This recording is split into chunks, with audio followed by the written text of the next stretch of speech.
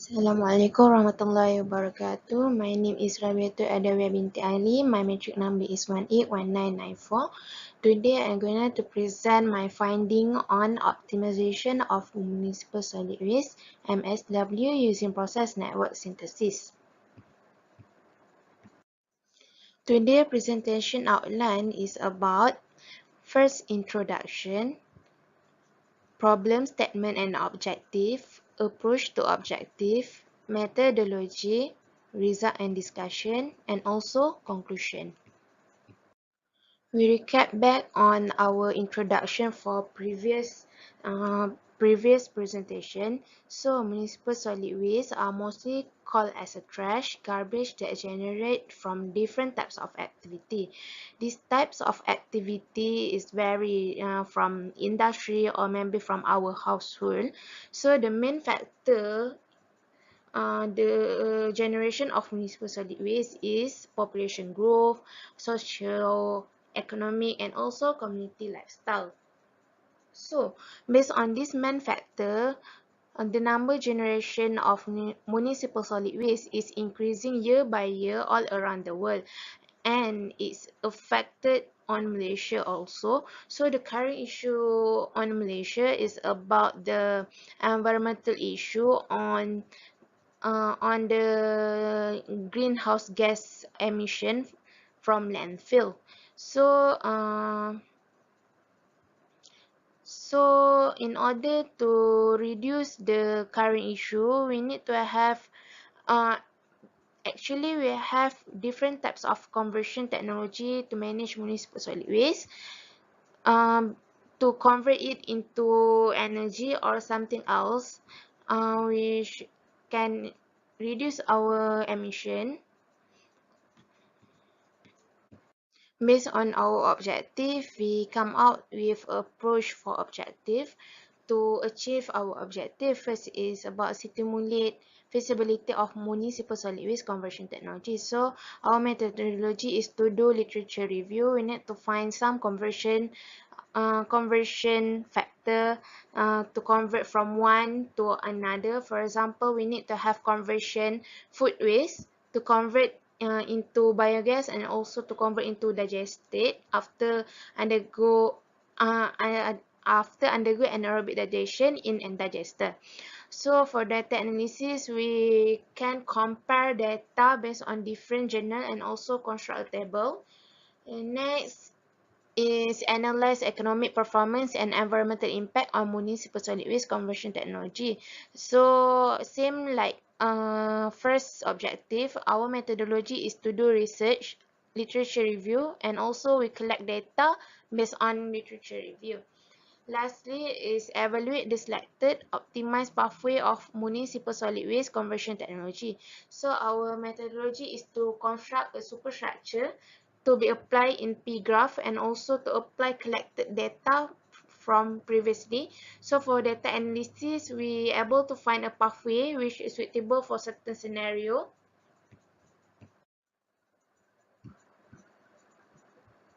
So we go to methodology of this study. So firstly, we need to identify our material and stream. So based on this figure, we select our material and also our stream. So we need to identify our operating unit. So this one is operating unit. Next, we maximal superstructure. We construct a superstructure. This one is superstructure. We call it as superstructure. And then from this one, we optimize the superstructure using P-graph. P-graph is one of a tool of process network synthesis. It's actually to solve a chemical engineering problem. So here is our superstructure. Basically, we pick four highest composition municipal solid waste generation in Malaysia: food waste, agriculture waste, plastic, and also paper. Next, we undergo three types of conversion technology. One is biological technology, anaerobic digestion. Next is thermal conversion, which is incinerator and also pyrolysis. We also compare it with our current technology used in Malaysia, which is landfill. So our process undergo anaerobic digestion, will produce biogas and digest it. And also we will have another treatment to produce solid fertilizer, liquid fertilizer, heat and electricity.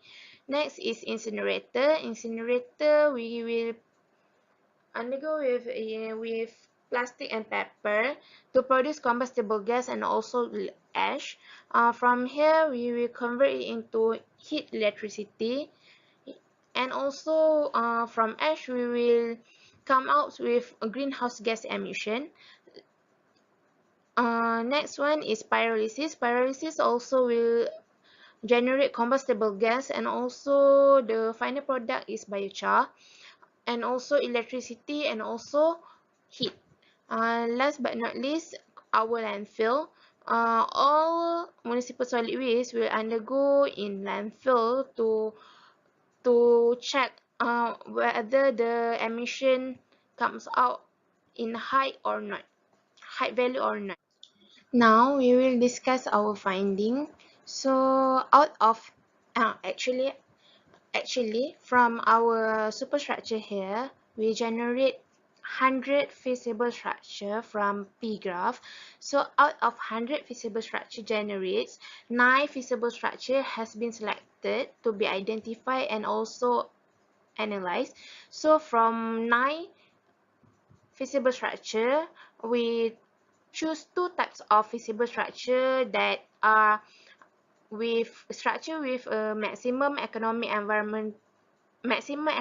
performance, and also with minimum environmental impact. So here we have a two scenario. First is structure with maximum economic performance. Second is structure with minimum environmental impact. So we proceed to our maximum economic performance.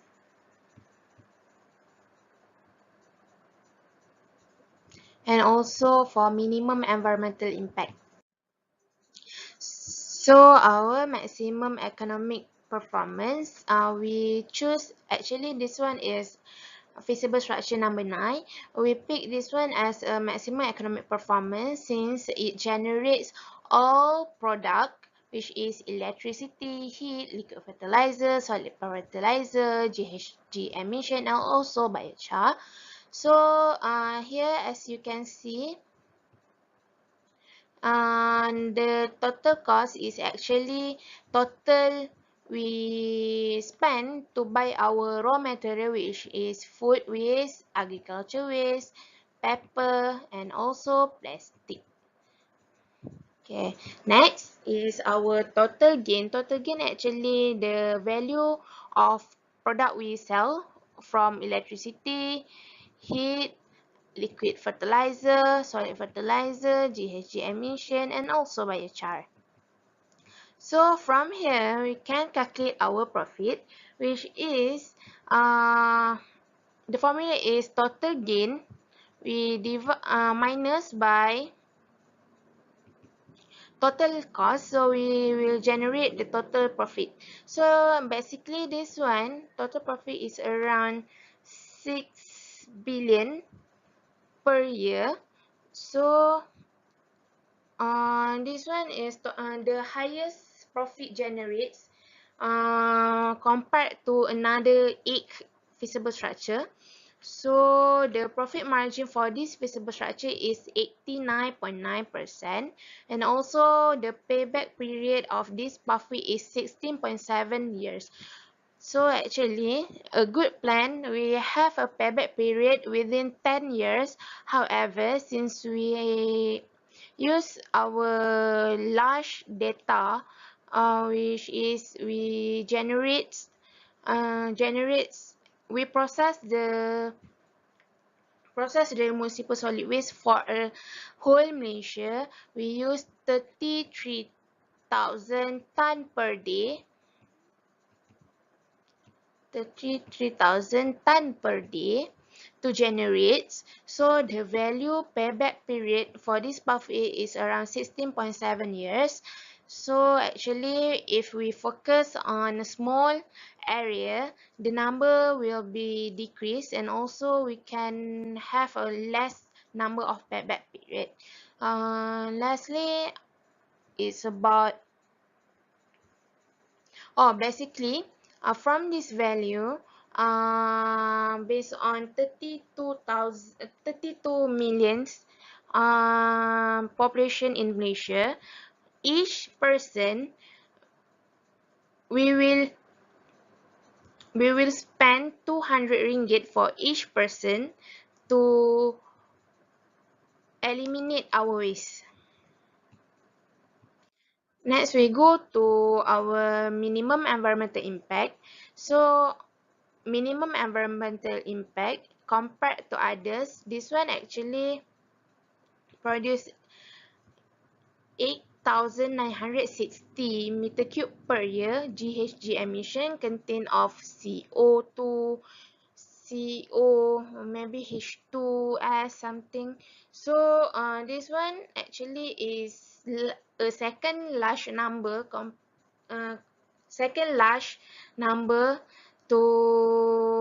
GHG emission.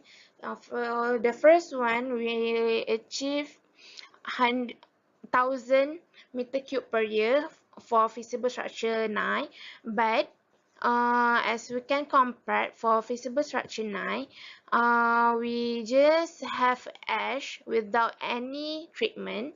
So basically, if we calculate the ash emission, it will be higher than this value. So in conclusion, the maximum environmental for the maximum economic performance, feasible structure 9 is having a more profit that generates more product with minimum operating unit, and also for environmental impact, minimum environmental impact, feasible structure 7 is more feasible since they are they are the influence of emission is from landfill only rather than from our turbine or boiler. So I think that's all from me. Thank you.